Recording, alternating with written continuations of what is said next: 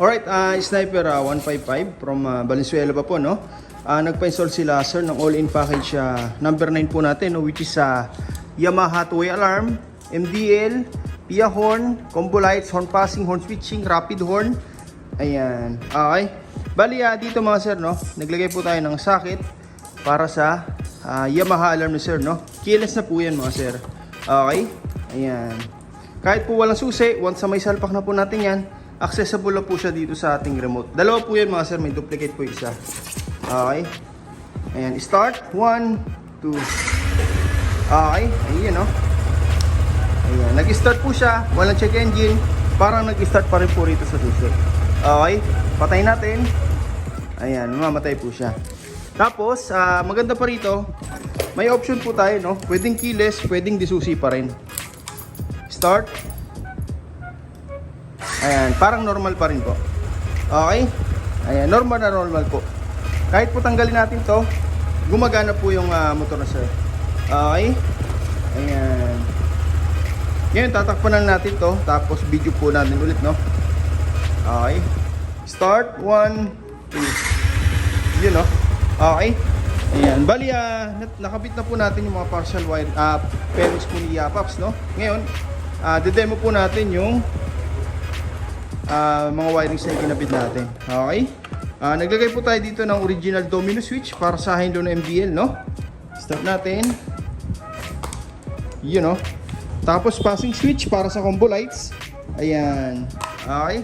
Bali dito mga sir sa domino switch natin, original po ito, no? Hindi po replica. Metal po yan, hindi po plastic, no? Tapos yung ating horn switching, stock to loud, ito po yan. Okay? Stock horn, loud horn, rapid horn. Yun, no? Okay, kung mapasin nyo mga sir, no? Nakapatay po yung makina basta naka-on po yung susi, no? Yung busina natin, puwersado, hindi po siya pigil. Okay, unlike po sa mga pumupunta rito na customer, no? Galing ibang shop. Pag nakapatay po yung makina, wala pong supply ng stator, yung tunog po ng busina, pigil po. Ibig sabihin nun, kinakapos. Dito, hindi po yan. Okay?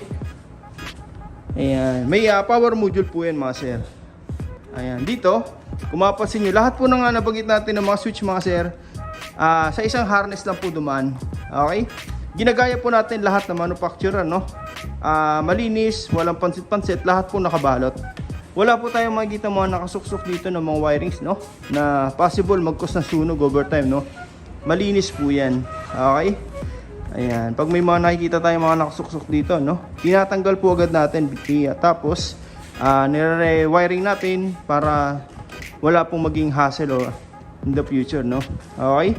Lahat po yan, pababa po yan dito sa chassis. Tapos, pumunta po yan dito sa ating busina. Okay, original PIA po yan mga sir, hindi po yan replica, no?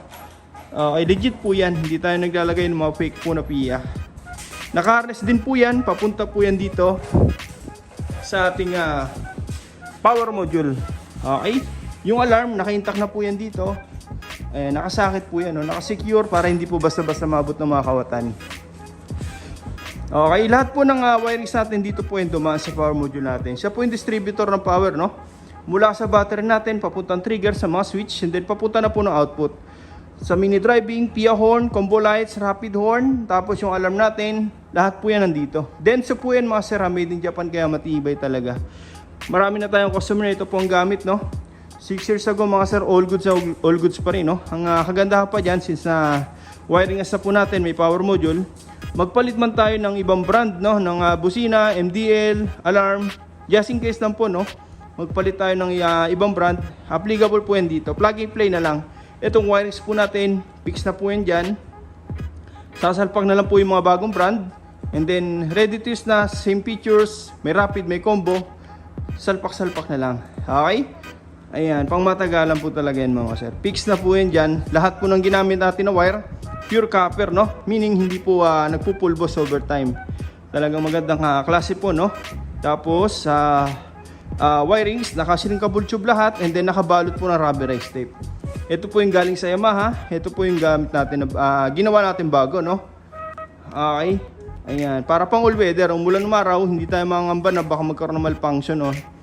Okay, tsaka hindi po basta-basta nasusugatan, just in case matamaan ng tools sa mga mekaniko tuwing magpapa-PMS tayo. Ayan, safety po yan. Okay?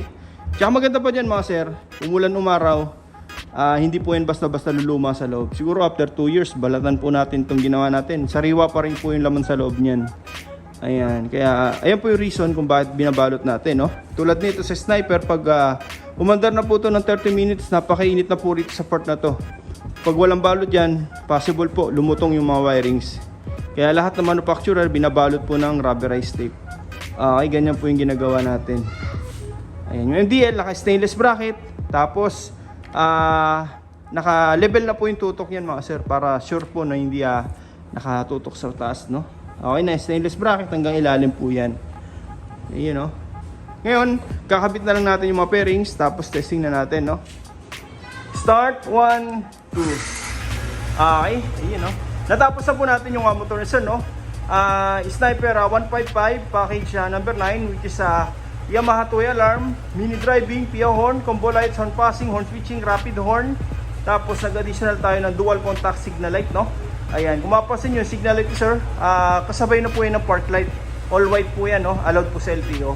Pag nag-signal light po yan, automatic magiging orange, which is allowed naman po sa LTO. Okay, pag pinatay, babalik po yan sa white.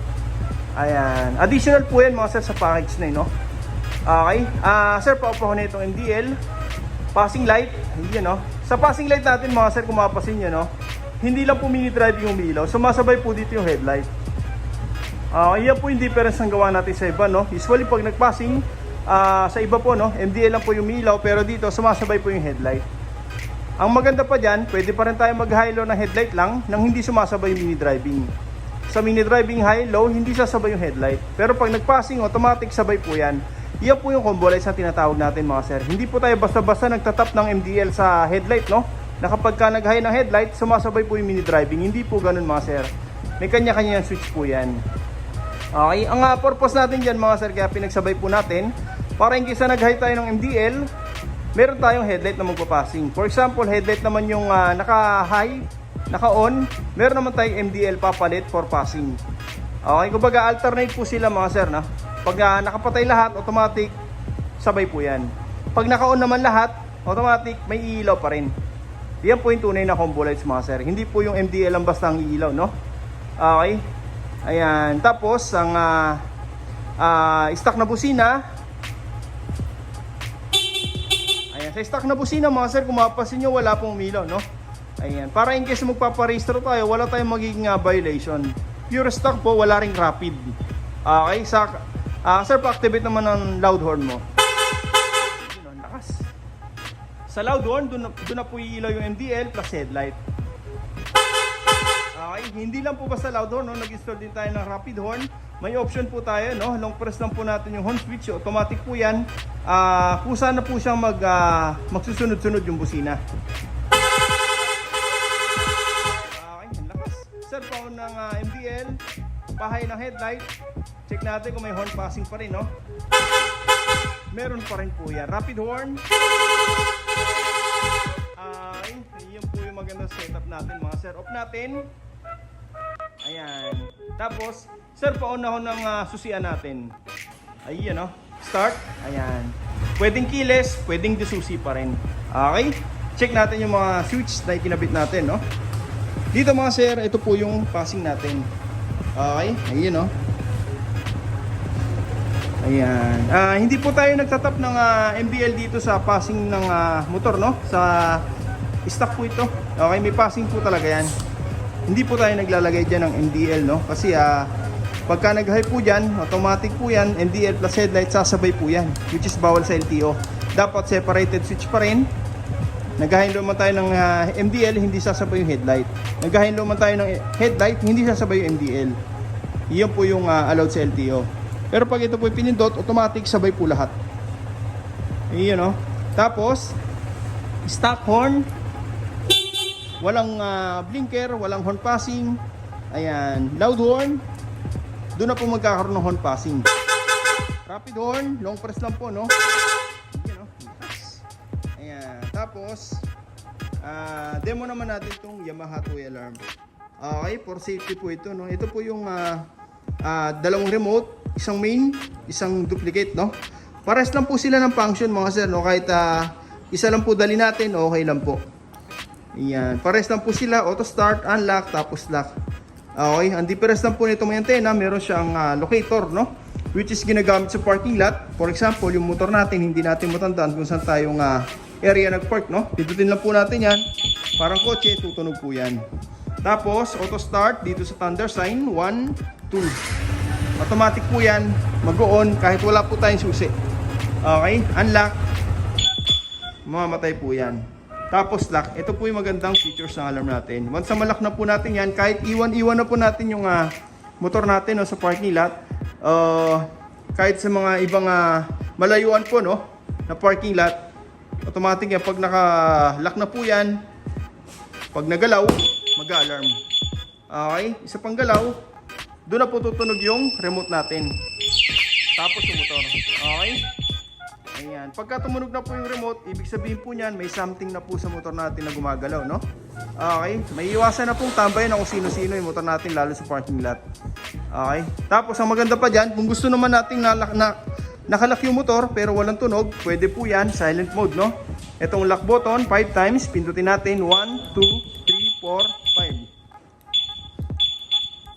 5. Ayan. Okay? Once na ma-lock na po natin yan ng silent, pag ginalaw po yan, automatic, itong remote lang po yung mag-alarm. Yung motor tahimik po yan.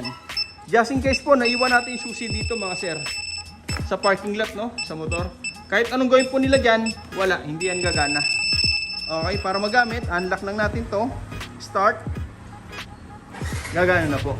Okay, same scenario lang din po yun, no? Pagka may alarm siya, hindi naka-silent, no?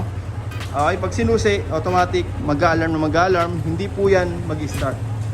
Okay, yun o. For example naman mga sir, yung motor natin, no, hinablot po sa atin ng mga kawatan. Okay, bigay na po natin itong susi para hindi po tayo mapano.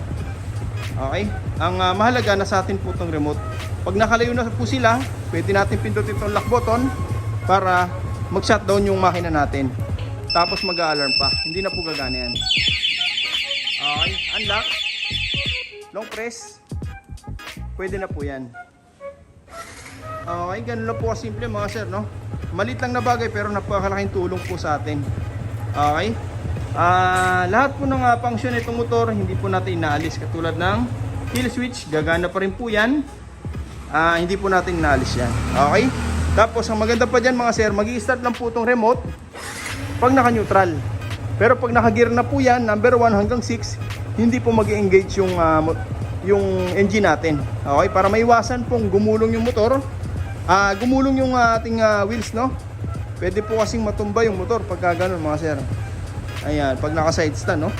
Pag nakakambyo, tapos in-start dito, kailangan naka-neutral lang po. Okay?